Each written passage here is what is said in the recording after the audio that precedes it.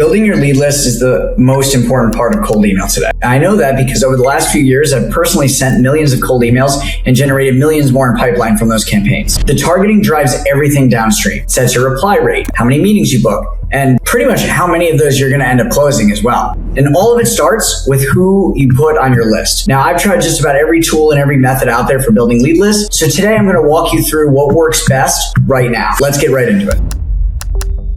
Before we get into how to build a great list, you really need to understand why most people's lists are actually working against them. One of the big problems that I see is that almost everyone is fishing in the exact same ponds. Everyone opens Apollo or ZoomInfo, and everyone filters pretty much the same way. Founder or CEO, Series A, 50 to 200 employees, US based. That's like a default filter for anybody that wants to sell to small and medium startups, which usually the people reaching out are also small and medium startups. And if they're running that Y Combinator playbook, that's a pretty basic way to start. Now, the second you run that filter, though, you're going to pull the exact same companies as 1,000 other people that are also doing outbound this month. And everyone's going to reach out to the same first few pages of results that they're all exporting, right? Nobody's really scrolling to page 40. They're probably all pulling down those first 10, 20, maybe even 40 pages. And no one's really going to the end of the list. And that's assuming that Apollo or ZoomInfo actually lets you open that many pages, which is an entirely separate issue. So the people at the top of that list and that filtering are going to get hit by you and 100 other companies in the same week. And they're all pitching something. So put yourself in their inbox for a second. 10 cold emails a day, maybe even 50 if it's a founder CEO of the right type of company. They're all landing the same way. They're all sounding the same. So by the time yours shows up,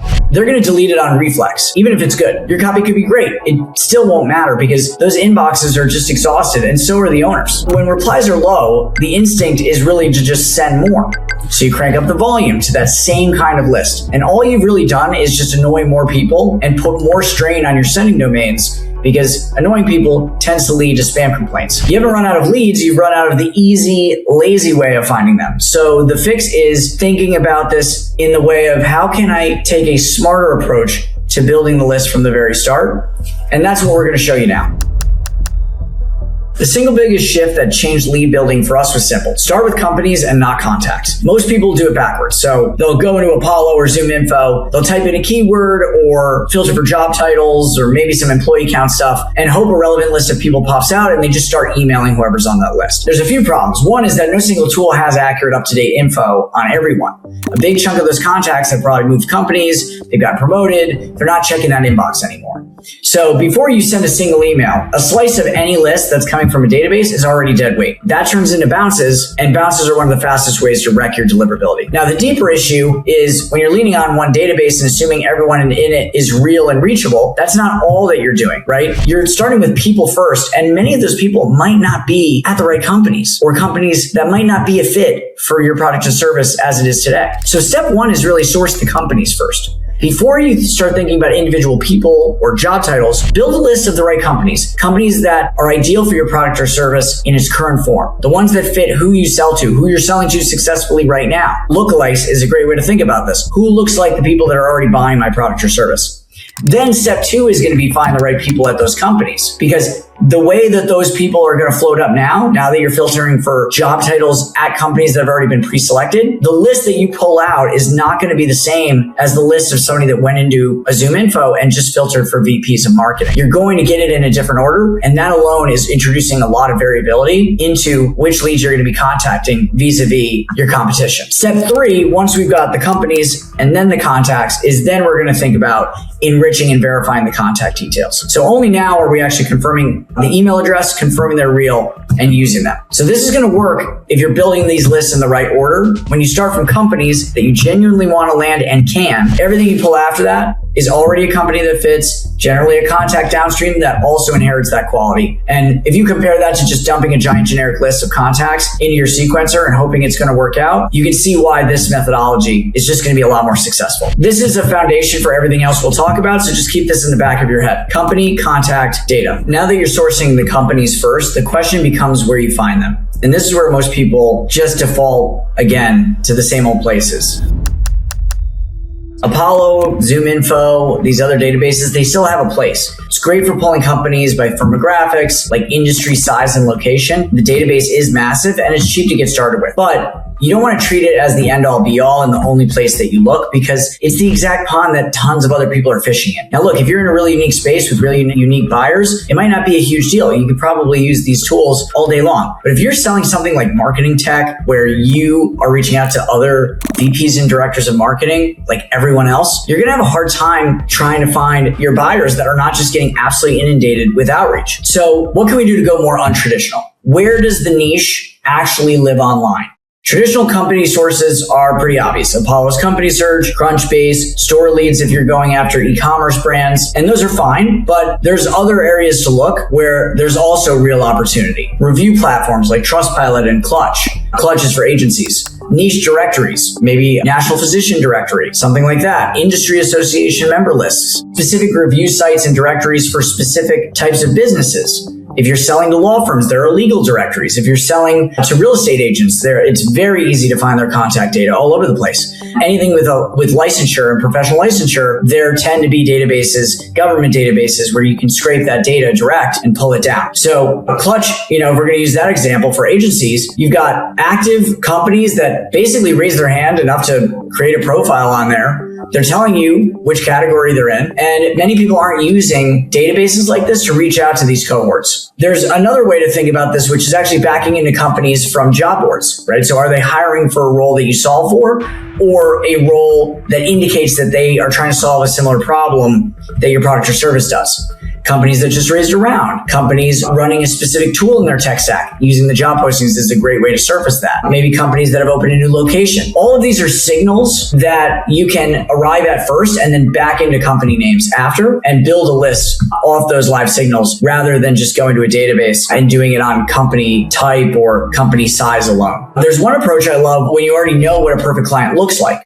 And to me, it's the single fastest way to get a fresh list, and there's a lot of great ways to do it now. So start with 5 companies that in your mind are perfect fits. Maybe they're just current clients of yours, or they're dream accounts that you'd love to work with, but you're not in there yet. Then I want you to use a lookalike tool like Ocean.io or DiscoLike. We really like Ocean here at Beanstalk. And those tools are going to take those 5 seed accounts. You can even start with just one URL, and they basically got every webpage for every company there is. And what they're using is AI to match the similarity between different companies based on what their websites say they do, and ascertain how close they are to each other. So if you feeded, a baby tech company, other baby tech companies that sell similar products are going to talk about similar things on their website, and these tools are going to make that connection for you. Now, the best part about this is that these lookalike companies that are going to come up in these results are not usually sitting on the first 10 pages of Apollo. Now, real quick, everything I'm showing you today is about finding the right people to email, but none of that matters if your emails don't land in the inbox.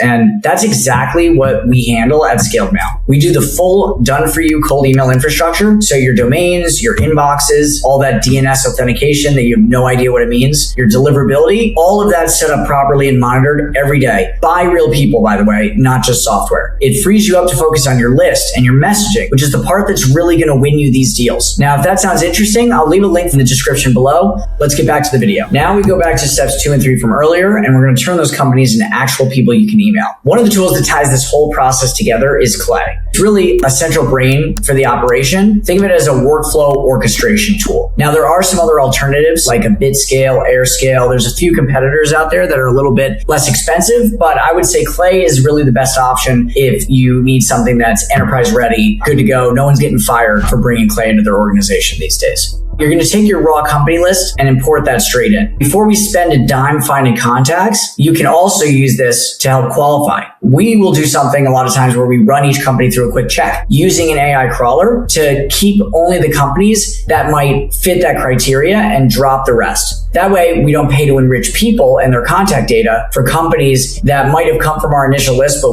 aren't actually a fit in the first place. A good example of this might be you only sell to companies for whatever reason that have a product-led growth motion. Maybe it's a conversion rate optimization service. Well, it's going to make less sense if it's sales-led growth. We might send an AI agent from Clay out to the website of every single company on our list, have it poke around and find out, is this a PLG motion or is this more of a sales-led growth organization? Come back with a yes, no, know in the column there, and then we can filter for that column so that any individuals we pull only are for the ones where we marked yes. Now from there, after we've got our companies and maybe some criteria, we're going to go into find people as a function within Clay. We're going to pull the relevant individuals in each company based on the titles you care about. You target specific decision makers and roles that map to your offer and ideally who's bought before. Once you've got those people, we want to enrich their contact details. We need current emails, and we're going to use a technique called a waterfall. What a waterfall basically means is we're going to run each contact through multiple data tools instead of relying on one. And we're going to start with the cheapest tool first, right? What's the cheapest API we can hit to find an email? And then if that doesn't find a valid email for that person, it's going to fall through to the next tool and the next. And we'll kind of go in ascending order of cost to fill out our list and try to eliminate as many blanks as possible. That way, you only pay for the most expensive enrichment after everything else has failed. The tools we run in our own stack include tools like LeadMagic,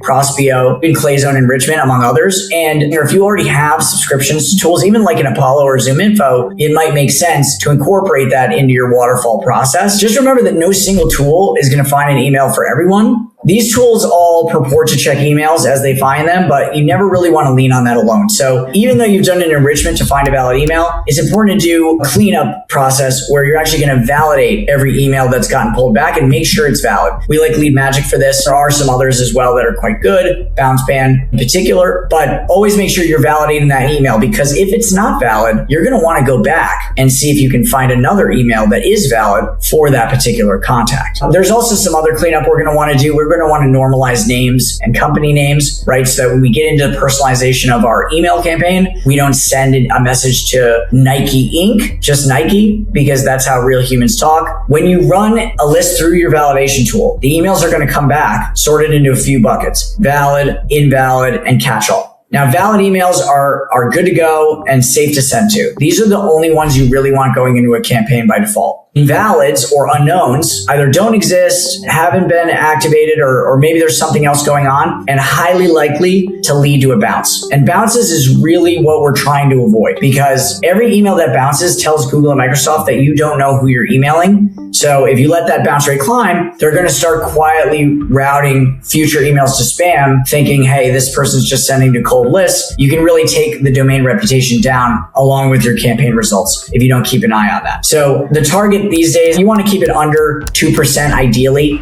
The last thing I want to get into is the catch-all emails. This is a tricky middle category because technically they're set up to accept mail to any address, and many validation tools can't fully confirm whether that specific person's inbox is real. It is safer to just not use these emails because, again, the bounce risk is much higher with these, not as high as invalid and unknown, but much, much higher than a valid email. So there's a few options. One is just to discard these and then move on and only go for valids. If this tends to be a large portion of your list, you really want an option, there is a good provider out there called Scrubby that will run a catch-all validation process. That's a bit lengthy. It'll take about 24, 48 hours, even more sometimes, to get through a sizable list. And they'll come back with ones that they've been able to verify, and those are generally safe to send to. But unless you're doing an entire process like that, I would really just leave catch-alls out of your campaign entirely, especially if you're a beginner. Now, like I mentioned earlier, the best list in the world is not going to do anything if your emails don't make it to the inbox. So if you want that whole site handled for you, that's what we do at Scaled Mail. We're going to set up the entire cold email infrastructure, the domains, the inboxes, authentication,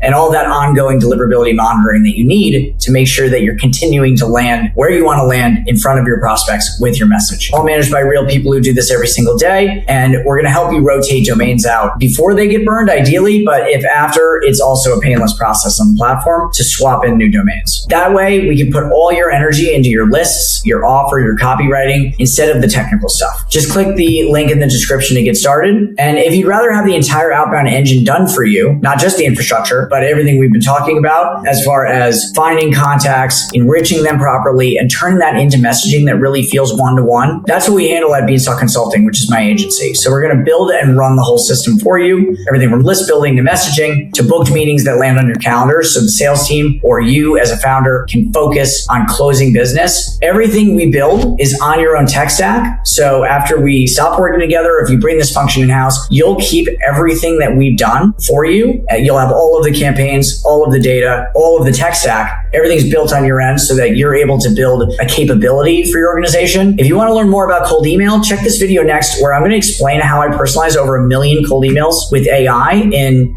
just a few minutes.